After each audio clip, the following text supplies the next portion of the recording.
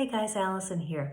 Let me ask you something. Are you worried about your kids? Have they fallen away from the faith? Are they living lifestyles that are opposed to the gospel? I was talking to somebody at Relevant Radio recently, and I did an interview with Drew Mariani on the Drew Mariani Show. And 1 out of 3 prayer requests they get at Relevant Radio is from parents, asking for prayers for their children who have fallen away. So we are living in a very powerful culture that militates against most everything that we believe in as Christians and as Catholics.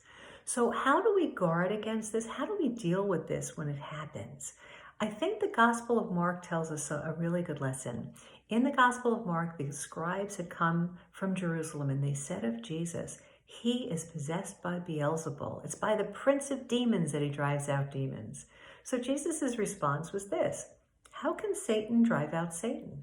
If a kingdom is divided against itself, that kingdom cannot stand. And if a house is divided against itself, that house will not be able to stand.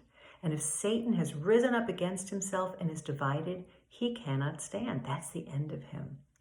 No one can enter a strong man's house to plunder his property unless he first ties up the strong man. Then he can plunder his house. So what does that mean for us? Now, obviously, when we're talking about a house, we're talking about a household, a family. And the number one thing that the devil uses to afflict families is division. Sometimes they're petty arguments, sometimes they're bigger. Sometimes they're, we always know families with inheritance issues and resentments and things that happen. But I think when it comes to praying for your kids, we need to be very vigilant about division. They may choose to move away from you like the prodigal son did. He demanded his inheritance and he went off and squandered it on loose living. And we know the rest of the story. He came to his senses and the father was waiting for him.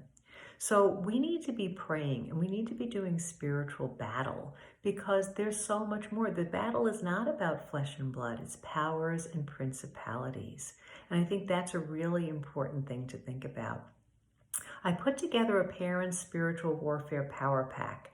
And if you click below, you can download a free copy.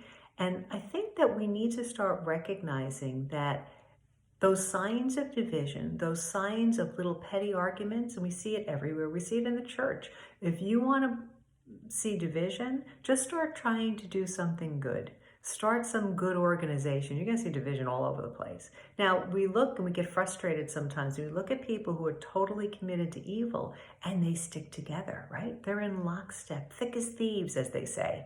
Why? Because the devil already has them. He doesn't need to divide them.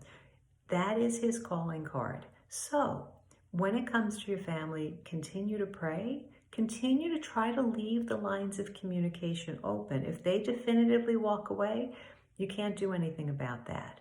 But try to always remain in contact, agree to disagree at times, remember the things that you have in common, and try to fan the flames of unity that way.